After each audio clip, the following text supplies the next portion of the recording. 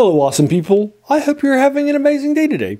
Today, I've got something fun for you. Starting last year in the Cthulhu Mythos era, which I dedicate to the October, in each roughly, and maybe a week before or a week after, I come across with do reviews of works in the Cthulhu Mythos. And so last October, I came up with a list of my top 10 from the first generation of the Cthulhu Mythos story. That's my, as a reminder, I break the Cthulhu Mythos into various generations, and generation as one is mine for contemporary with Lovecraft through his death in the late 30s. And I ended at about 1940 when August Derleth starts to take over. So that's sort of where my cue is for that. And so these are the first short stories that were written in it. So I'm going to be giving you my top 10. I've sat on this list for almost a year. Figured it would be a fun time for me to bring it out for you guys.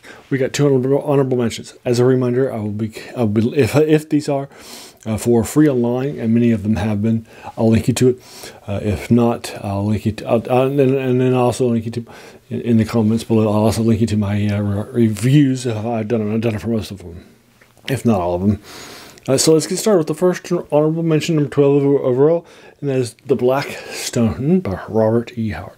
Now this one, as a reminder, I won't be doing deep dive reviews for this, but this one is basically set in a modern era as of when it was written, so about 100 years ago. This one is probably something that you would probably expect to see on this list. Many of the things you're going to see above this aren't really, and that's fine. I'm looking at the best short stories that were written in the Cthulhu Mythos, not the ones that added the most to the Cthulhu Mythos. Makes sense? This will make sense if you're looking at it. It adds some fun stuff to it. Basically, it's a deep dive into Eastern Europe and in the mainland of Europe. It's good stuff. I like it. So that is, I like it lots, and so I like it. So I will. And so basically, what's happening here with the Black Stone is that we find out a lot of stuff that's happening.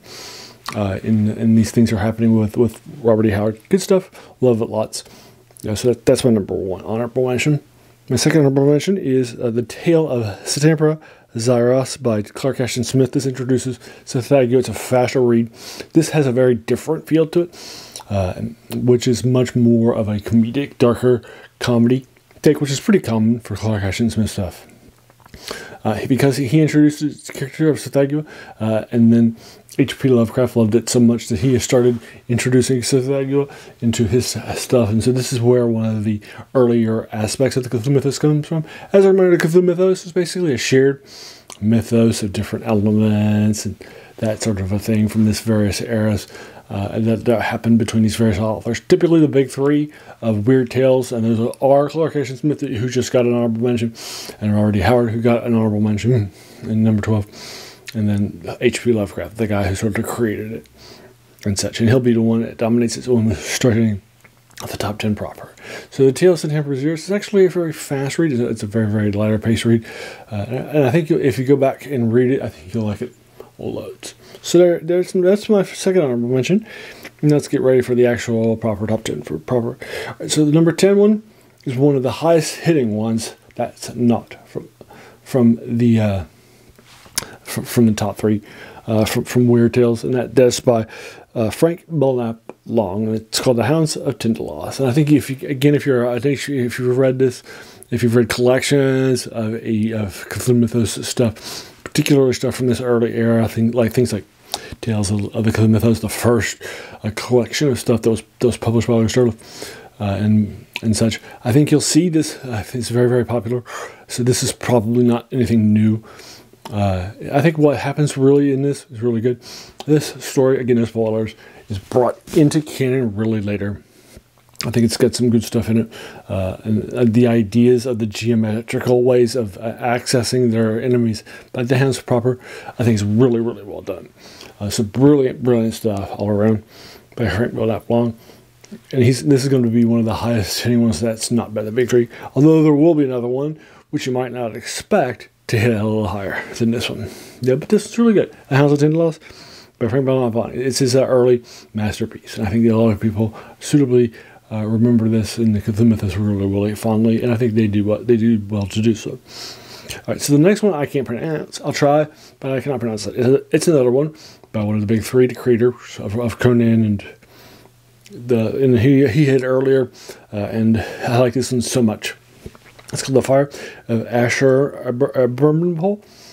He's a Syrian, or an Assyrian maybe, emperor in real life. And so this is the highest hitting one by him. And you might be a little surprised if you've read this, because it's not really deep in the Cthulhu Mythos. There's actually a version out there which actually removes some of the Cthulhu Mythos elements to it, which I don't prefer, obviously.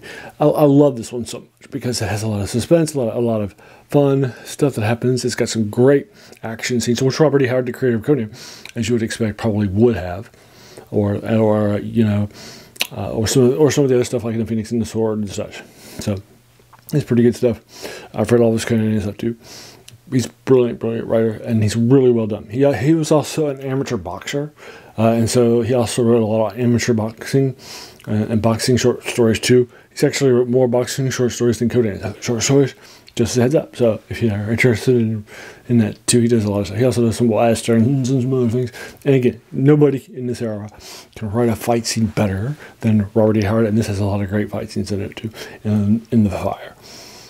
So it's a very strong. This is a desert short story. Now this one does have some desert themes that are not particularly, if you're coming into it from a modern eye, just go into it with that context.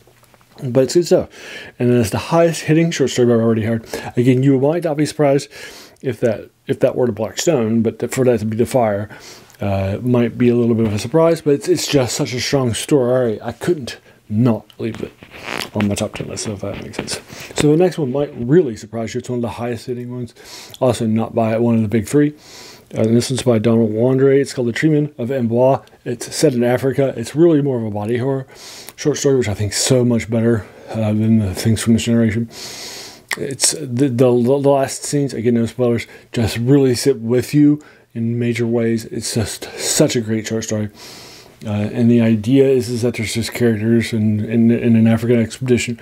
And again, because it's in Africa rather than the previous one, this was in an Arabian area, it's got some sort of modern... right. It has some racist overtones from that era, but it's not that bad if I remember correctly. Oh, it's been a couple of years since I read it, but it's good stuff. I definitely enjoy it lots. Donald Wandre and the body horror and the last images. This is one of the best endings from any Generation One Cthulhu Mythos horror short story. And so it's really great stuff. Love it so much. That is A Treatment of Mbois by Donald Wandre for folks. The next one is also by H.P. Lovecraft. It's the first one by H.P. Lovecraft, but it's also co-written by somebody else.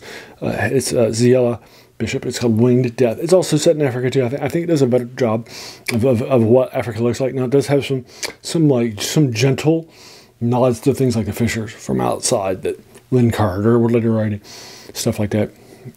In Evil Zimbabwe. So there are like maybe one or two paragraphs, but it's really more of just... No, I don't know how much of this was written by Lovecraft, how much was written by Bishop, and how much may have been written by the two of them. Right at this time, he was often co-writing and editing and getting that credit in order to get that money.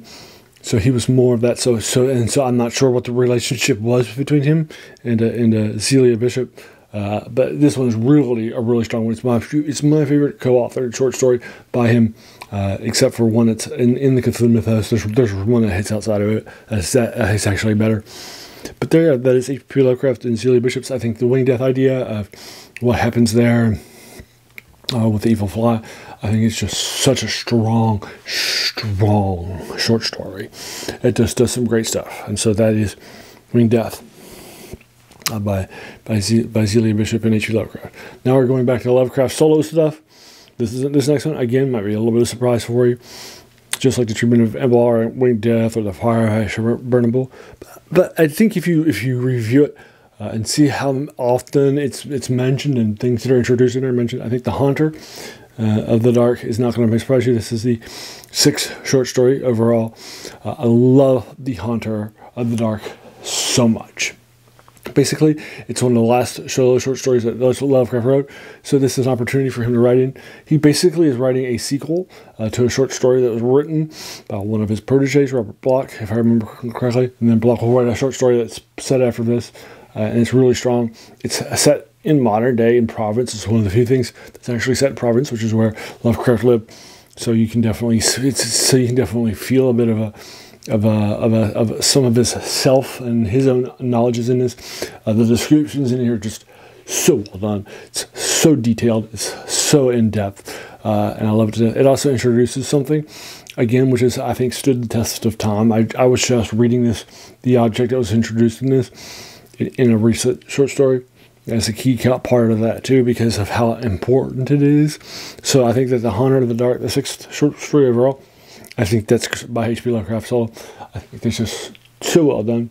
It's definitely a classic to my mind. And the 6th short story. Now that gets us to the top 5. So the next one is a classic 10 out of 10. And the first 10 out of 10 that I would give to the next 5 short stories. And it's not by H.P. Lovecraft, although it is the highest hitting short story, not by H.P. Lovecraft. It's called The Seven. It's spelled Geases. So it looks like Geases, but if it's from the British Isles, it's pronounced Gesh, not Geas. So it's Gesheses, The Seven Gesheses by Clark Ashton Smith, again, and then one of the big 3, the guy who also created stuff like what too, if you recall, the Tale of Tempera Zyros. And so I like this one so much because basically what happens here is basically what's going to happen is that we're going to be doing a deep dive into a dungeon, into a variety of different locales. We're going to come across a variety of gashes that have been given to our main character, who's been doing a deep dive into various things, and all of these various bad guys that he's going to come across are major characters. So this is where many of them will come from, and then again, no spoilers, but the ending here is just so good. It makes the treatment of Emball look like a silent guy around the road doing nothing, right? I mean, it just makes. I mean, this is the best ending of any of these short stories. It's just so well done. It's classic, and this heavily influenced thing. Even doing Dungeons and Dragons and stuff like that. It's really more of a fantasy horror than it is a sci-fi. Than a more traditional horror, sci-fi horror, like some of the other ones that were written by Lovecraft specifically. All right, that brings us to number 4, top 4. Now, the next one. Actually, it isn't technically a short story, so you might disagree with my putting it here. It's a novella, but I don't think once I tell you what it is that you'll mind. It's a damn Mountains of Madness by Lovecraft. All the remaining 4 short stories are by Lovecraft. So this is number 4. It's a novella set in Antarctica. It's following along an expedition from Miskatonic University to Antarctica. It sets a lot of the things aside, does a deep dive into the histories and the characters. And such, and this is more of a science fiction horror than a traditional fantasy horror or horror that some of his other ones had. It's so well done. It's so deep. It's so great, and what happens is great too. It's classic by him too. I think you'll definitely enjoy it once you've read it. At the Mountains of Madness. It's just a classic frozen horror short story by Lovecraft, and I think it's suitably one of his best ones. And I think you'll. Once you've read it, if you haven't already, I think you'll agree it is definitely the 4th short story for a book. Now, this number 1, the number 3 one will probably be very, very controversial, and that's fine. You're allowed to disagree with my number 3. My number 3 is going to be the one that created the Cthulhu Mythos, the Call of Cthulhu. Right, it's the one that everybody cites. It's the one that introduced Cthulhu. It's the one that sort of created all this stuff. Although he had used some of the elements in the Cthulhu Mythos prior to this, that sort of a thing. But I think you'll agree with me that the Call of Cthulhu is definitely where he put it all together. Is what people cite, and even the role playing game, for example, is called the Call of Cthulhu after this short story. So what am I thinking? Putting it number 3. Well, it's a classic, no question about it. But that's because I think there are 2 short stories. It's a 10 out of 10. That's because there are 2 short stories that I think are a little better than it. One of which adds nothing, but it's just a better short story. And the other one adds so much more, and is a classic 10 out of 10 too. I hope that when you see my next 2, you'll agree with them, or at least understand where I'm coming from. But again, your mileage may vary. No issues at all. The number 3 is the Call of Cthulhu. It's the one that introduces, again, the character of Cthulhu. A lot of other things too. It's a little racist when you go back and read it. From a modern thing, it's his descriptions of the folks in various regions of the nation, like the natives in New Orleans or Greenland, those sorts of things like this, aren't exactly described particularly nicely in modern tech context. But I think once you remove that, I think you'll definitely agree with me that this is definitely one of the top 3. Now, you may disagree with me where it is, but I think that once you'll read it, I think or if you have read it already, I think you'll agree with me that this is definitely a strong short story, 10 out of 10. So the next short story is the one that I just hinted to. This one is a stronger short story, but it adds nothing to the Cthulhu Mythos. In fact, you might argue that it just barely mentions the Cthulhu Mythos, much like Winged Death, and it doesn't add anything into it.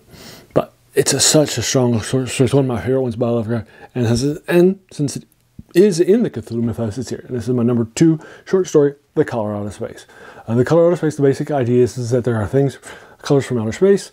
A meteorite will land into a local village in New England.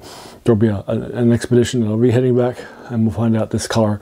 This has been turned into a movie that I've not seen because I'm not really into horror movies that much. But it has been turned into a modern horror movie. I have not watched it by Nicolas Cage, so I have not seen it. But that has been happening. Just in case you're interested in checking it out, if you didn't know about that. So there you go. But this is the idea behind it of a color that's different than what we're used to. That's not on our spectrum. That finds something in this outer space encounter. It's so well done.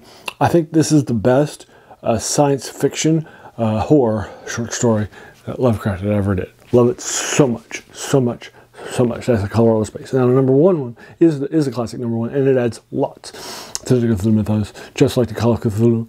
And this is my favorite This is my favorite story in Generation 1, and my favorite Cthulhu Mythos short story just generally. And it's a little longer. You might consider it a novella. That's fine. I don't mind. It was sort of published massively, posthumously by people. And this is, of course, the classic, The Shadow Over Innsmouth. Shadow Over Innsmouth is just such a strong work. From so many different ways. It's basically what's happening is that our point of view character is arriving in a tiny little sleepy town on the coast called in New England. That's this old decaying aged town that's past its prime called Innsmouth, the title of it. And then we're going to slowly find out the secrets of Innsmouth. And then on the end pages, the secrets of our point of view character too. Again, no spoilers, but I think this does such a great job. I can't. There's no setting in the Cthulhu Mythos that is as seedy or feels as strong as Innsmouth. Lovecraft just does such a perfect job with describing Innsmouth, and the characters of Innsmouth are just so seedy and so interesting, and such amazing. And every time I read this, there's always something that I love about it. I probably read it about 5 times right now. It's such a strong short story. That is The Shadow Over Innsmouth. And it does add things like the deep ones and such too, and it really fleshes out Cthulhu. So there you are. That is my 12 to top 10. And then 2 honorable mentions for the Cthulhu Mythos from Generation 1. Now again, your mileage may vary.